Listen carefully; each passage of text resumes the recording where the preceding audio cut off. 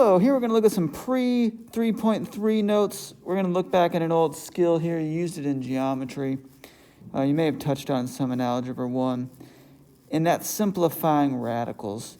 We're going to be using radicals a lot moving forward here.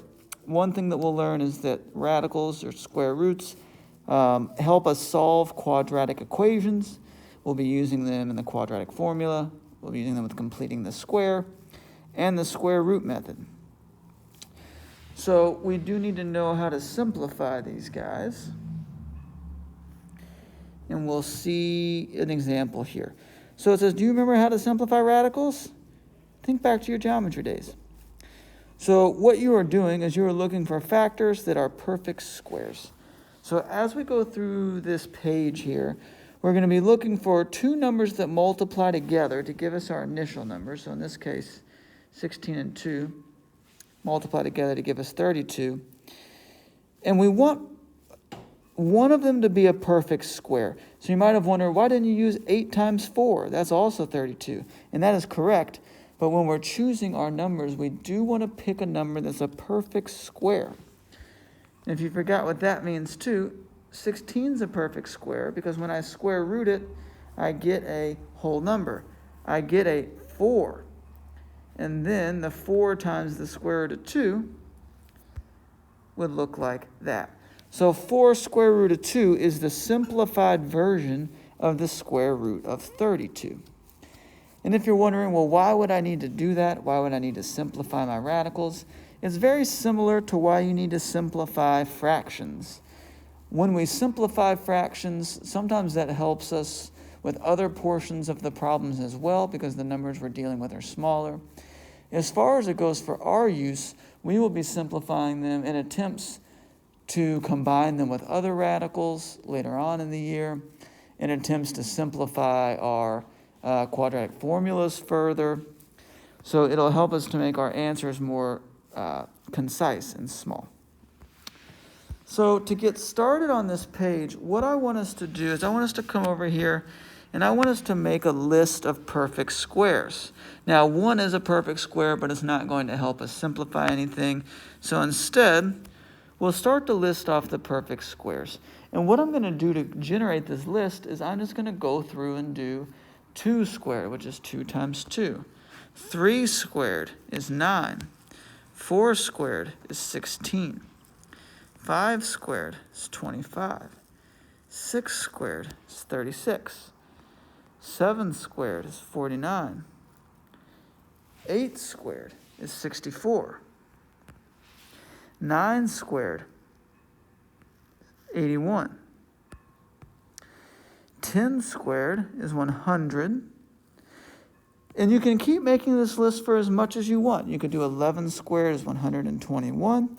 You could do 12 squared is 144. 13 is 169. So this list would continue on for as far as you wanted to take it. So I'm going to go through here for us and complete a few of these to get you kind of in the flow of simplifying your square roots. So I'm looking at the square root of 12 here on example 2. Yes, I could use 6 times 2, but neither of those are perfect squares. So instead, I'm going to choose to write this as 12 is our number, 4 times 3, because 4 is a perfect square. So what I can do is I can now square root the 4 to get a 2, and the 3 just stays on in. So 2 square root of 3 is the simplified version of the square root of 12. Now, as you work on more and more of these, you'll start to become more comfortable with identifying perfect squares more quickly. It just takes some practice. For example 3, you might recognize from what I had just said that 144 is a perfect square. It's a perfect square for 12. So you could break this one down, or if you can recognize that 144 is a perfect square for 12, you can do that just as such.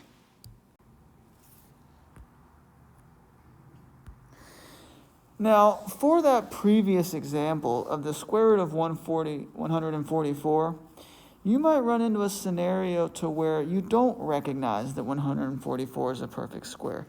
And so you might come over here to the list and start dividing it by different numbers to see what you get.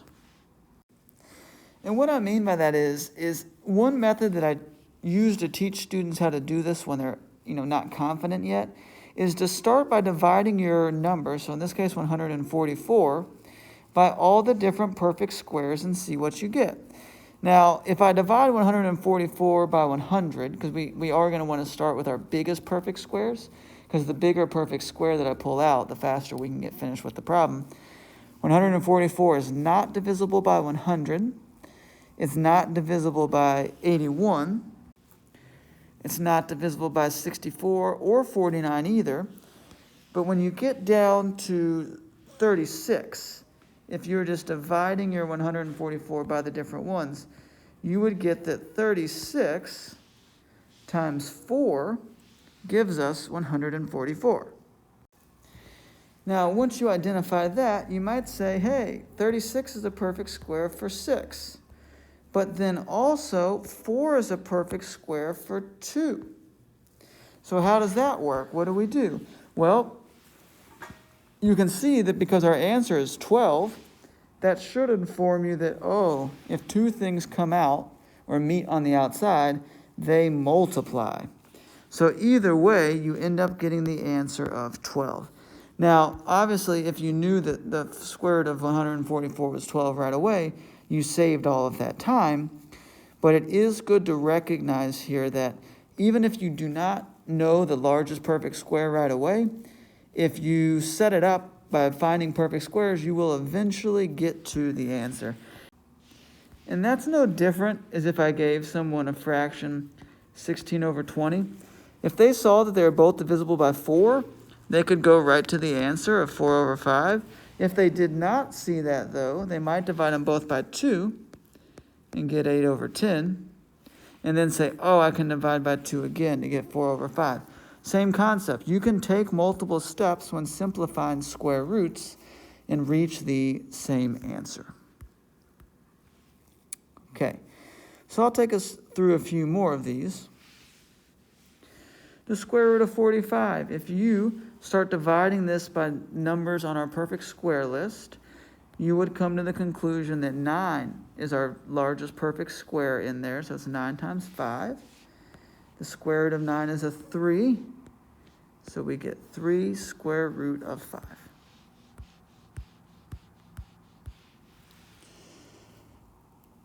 So we have the square root of 112.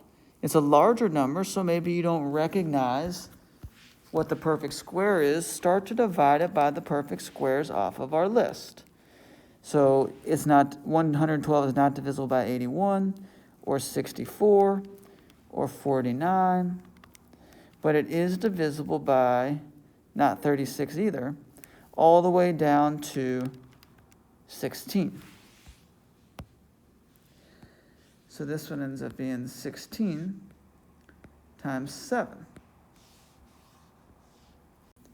So when we take the square root of that 16, we get this final answer as 4 square root of 7.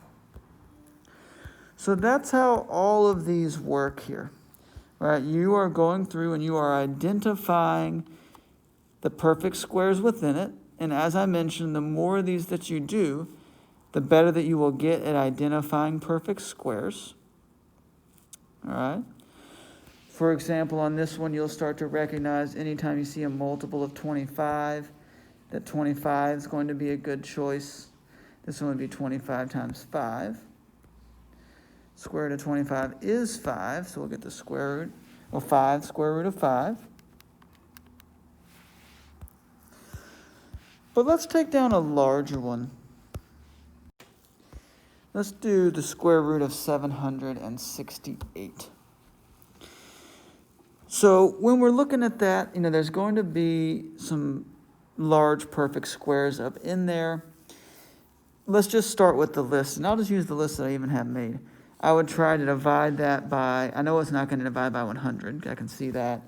But if I try 81, it doesn't work. If I try 64, it does work. So this is 64 times 12.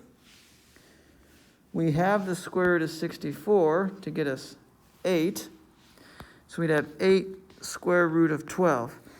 And it might be tempting to walk away here, but on these, just like with simplifying fractions, you do want to make sure that there's nothing else you can simplify before you leave. And in this case, there is more that we can simplify because the 12, it has a perfect square in it as well of 4. So just like we saw above, when I square root this 4 to get a 2, those numbers on the outside need to multiply. So this answer would be 16 times the square root of 3. Now, what that does tell us is that 16 would be the largest perfect square within this.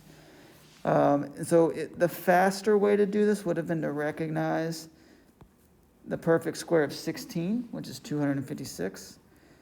That 768 is 256 times 3. And square root that out to get the same answer.